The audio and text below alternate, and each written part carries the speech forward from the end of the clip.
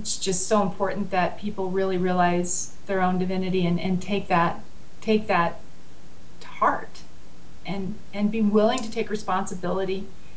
And this is a segue into blame. You know, you've got to let go of blaming people for how your life is. Every single thing that is in your life has been because of a choice of some sort that you've made. Granted, your upbringing and your parents and that sort of thing, I mean, when you're younger, you don't have as much choices as you do when you're an adult. But if you're sitting here watching this and you're an adult, none of that pertains anymore. Your life is about choices.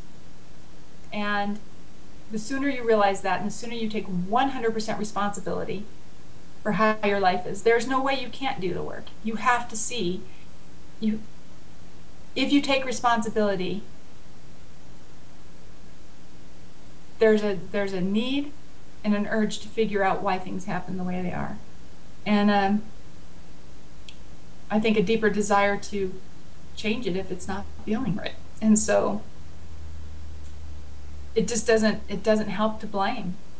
There's so many people out there who just will not look in the mirror and see everything bad that's happening is because somebody else did something to them. It's this whole victim mentality. And it's not that I don't have compassion for people who are suffering. And again, there's all sorts of different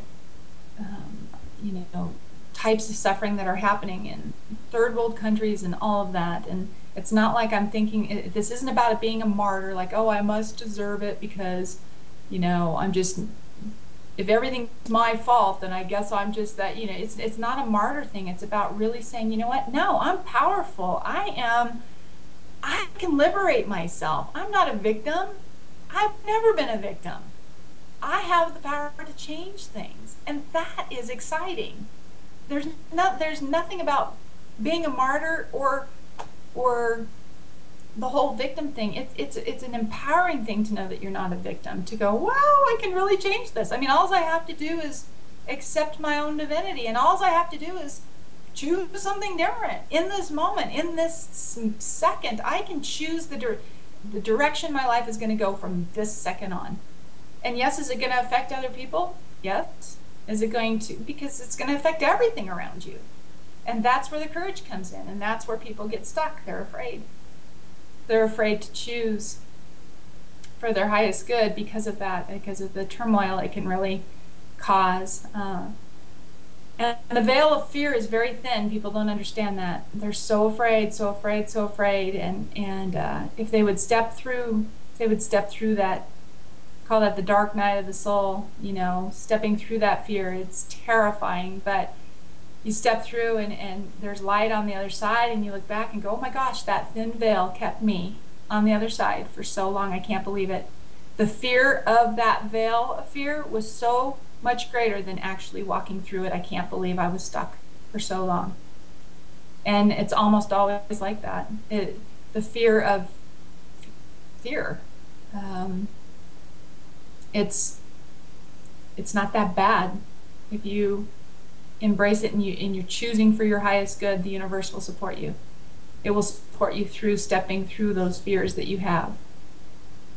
And being laser focused on your heart and the love that you are, being laser focused on it. And so much more love will start showing up in your space. You won't believe it. And the kind of connections that you have and the things that you thought weren't possible. As I learn for myself going through this unfolding, and again, it's never ending. It deepens every day for me about just how amazing things can show up. You have this idea of what you think is what's the best thing for you. So usually if I'm doing any kind of prayer work or meditation, and I'm putting in my soil, I'm planting these things in my soil that I would like, and nurturing them, I always tag on, I would like this or better. I would like this or more. Because then I'm not limiting myself to my own small ideas. about what can happen for me. I mean, it's infinite. It's so big. Life can turn on a dime. It can change in a split second, good or bad.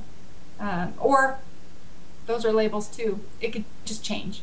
So who knows? We're the ones who deem things as good or bad. Sometimes very bad things end up being, in the long run, the best thing that ever happened to you. So they're all labels. And the more you can really sink in and accept that this is just an experience, that this is all an experience, and try not to label it, try to embrace it and go, wow, I get to feel sad. I get to know what it feels like to feel angry or tired or happy. I mean, these are all just like flavors of the life experience. And when you can sit back, it's hard when you're feeling sad or scared or angry or whatever to embrace that feeling, because it's a very low vibration and it doesn't feel good. And when you're used to vibrating, and you'll vibrate a little bit higher and higher and higher, and as you go along in this process. So when you are feeling bad, it's very noticeable and very tiring and very dense and heavy. But when you become aware and you start developing this kind of relationship with yourself, with your truth, those experiences you just know it's okay. It's okay. And in a way you can kind of be grateful for them, for being able to have, if you didn't have all these different flavors, there'd be nothing to experience.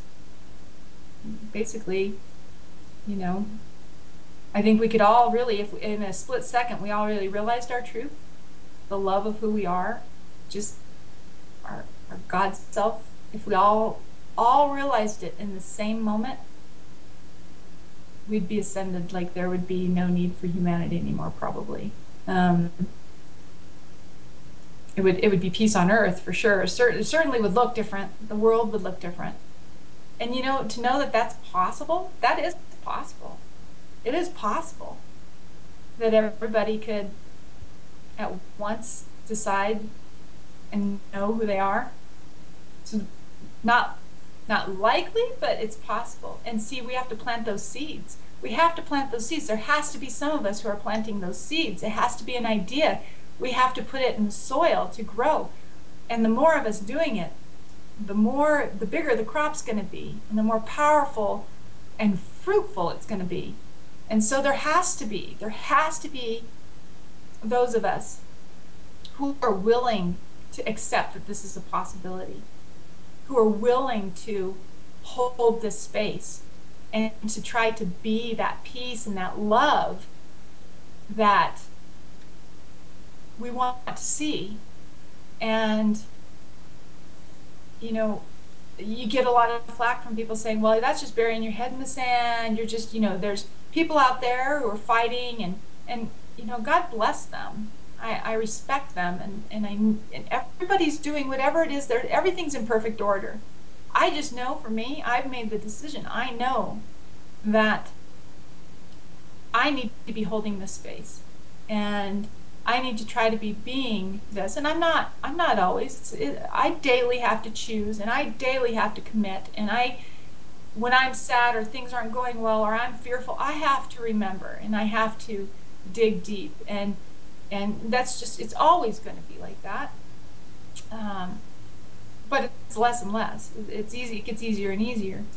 And I know that there are many people out there now, especially in this time. We're so blessed to be experiencing this. I think the world is changing, and you know, you talk about the big shift, and you know, the end of the world coming in 2012 and all these different things. There is definitely stuff happening. I think we are so lucky to be alive in this time, to see and to be a part of this change. And I do believe that there's a huge shift, and I think life is going to change. You know, I think there is going to be an end to separation. I think we're moving towards that. 15 years ago, there's no way I could have had this conversation with 99% of the people I knew. There's no way. They would have thought I was a complete kook. I mean, I did, and they thought I was a complete kook. So it was all good. But I was willing to be part of the coupdom bill. So it's all good. But now it's mainstream. Here we are talking about this, and so many people get it. So many people understand it. And how beautiful that is. That's so perfect. And we get to be a part of that. We get to be a part of that. And so, I would just encourage people to know that peace and love is possible. Peace and love on this planet and beyond is possible. And the more of us planting those seeds and nurturing that thought and being that kind of love as best we can be is what's going to manifest it externally. And I feel blessed to be a part of it. I absolutely feel blessed to be a part of it, and to be able to share what I know from my heart, not in my head, what I know from my heart. Even sitting here talking now, I get choked up because it's just powerful, and it's almost more than my body can process. And so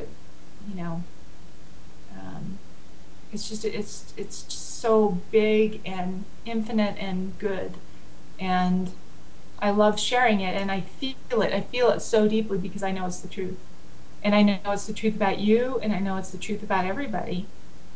I know at the basic level we are all the same, and